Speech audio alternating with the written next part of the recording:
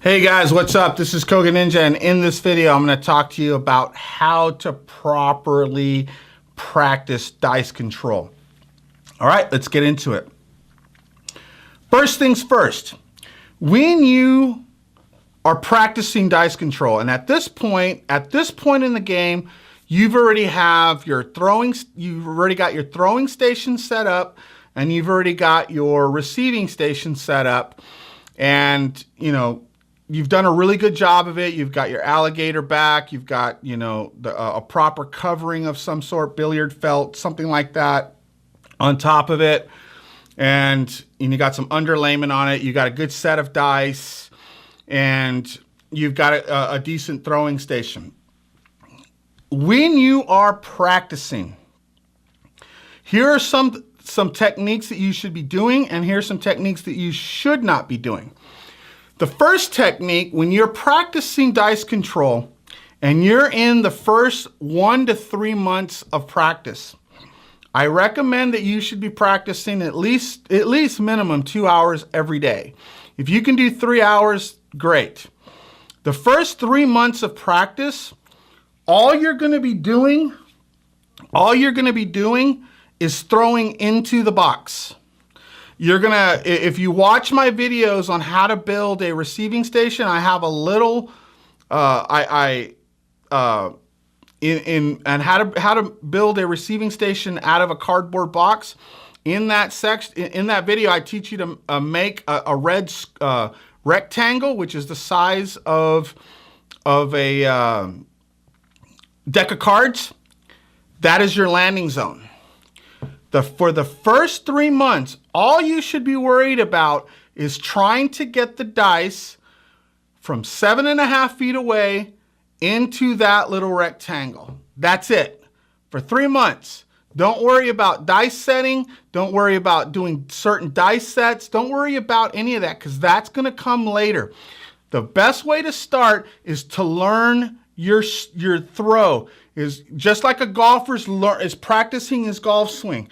Same thing with a batter swinging the bat thousands of times just to get that perfect swing.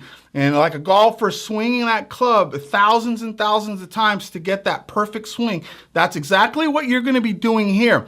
Don't worry about dice sets. Don't worry about outcomes. Forget about all that stuff. Your only objective is to make sure that you're standing correctly in front of your receiving station, your throwing station, you're gripping the dice correctly, you're formalizing and gripping your dice correctly. You're building in the proper muscle memory to make that grip happen, and you can watch my grip video, help you with that. And then you're tossing the dice into both dice, trying to get both dice to stay unison in the air, like this, in perfect unison, with the right amount of backward rotation, landing and hitting into that red rectangle. That's it. That's all you should be doing for the first 3 months.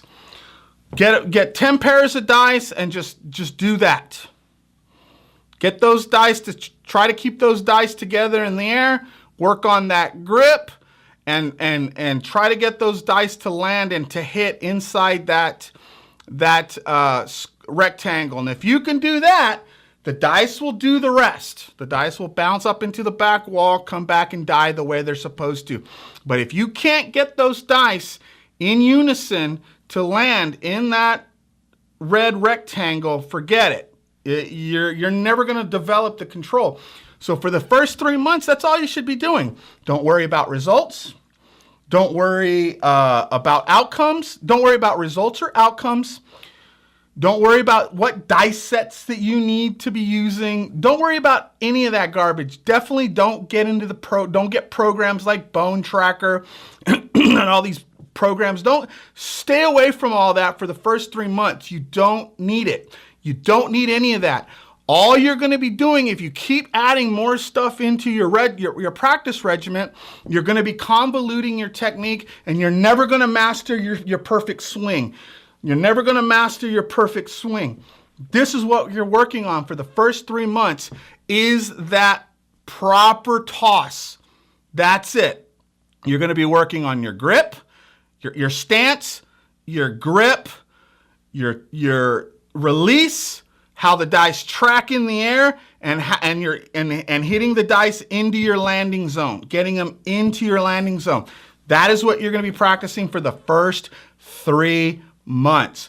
Then, once you can consistently get those dice to land in that rectangle, then, and only then, you can add a dice set. Start with the hard way. You can start off with the hard way set and start doing the hard way. And then that will tell you if you're on or off axis.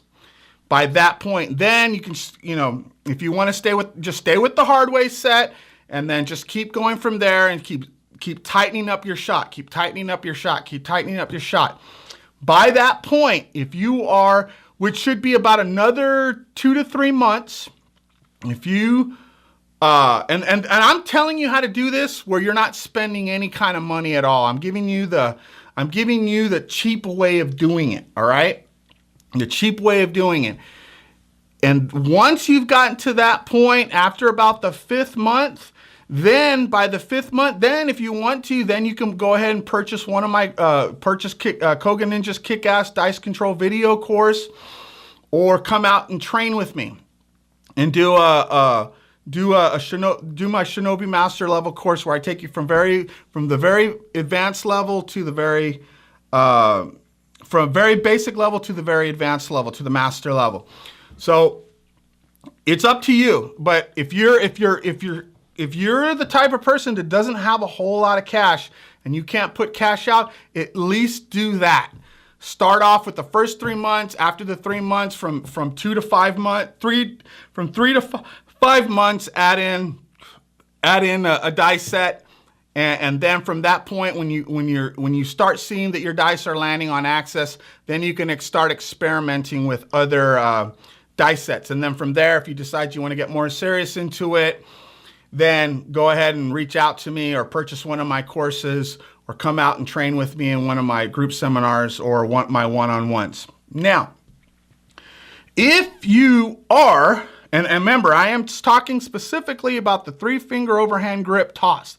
That's what I'm talking about in this video, nothing else.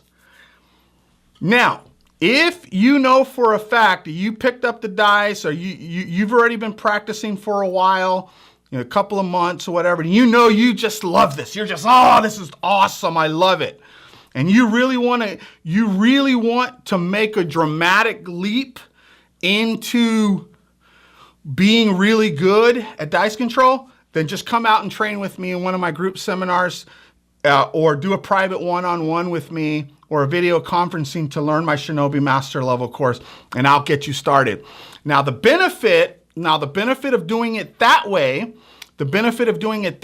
is just you won't develop any bad habits. I'll stop any bad habits from developing, because you'll know what you're supposed to be doing. Whereas if you're doing it by yourself, chances are 95% of the time you are going to develop bad habits, unfortunately.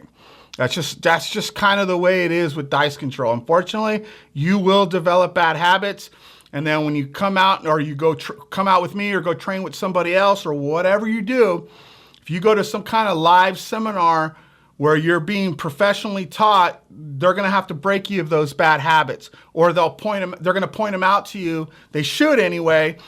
They point them out to you and then help you fix those. Me, of course, I'm going to spot them instantly. I'll know exactly and what's wrong with your throw, and then we'll fix it. But if you know for a fact that you absolutely want to just get right into it, definitely, and you've got the money to do it, learn my Shinobi Master level course. If you don't have that amount of money, at least get my Koganinjas Dice Control, Koganinjas Kick-Ass Dice Control video course. So that is a good way to start. Get your receiving station set up. Get 10 pairs of dice. Get your receiving station set up. And start going at it, guys. It's about learning that swing. And when you're doing this, don't get into the habit of using one green dice and one red dice. Get out of that habit. There's a video, I made a video about that, so go check out that video. And of course, watch all of my videos. There's a lot of techniques that I teach in all of my videos. So watch all that. If, like I said, if you're just doing this all by yourself and you're just doing it yourself, watch all of my videos. A lot of good techniques.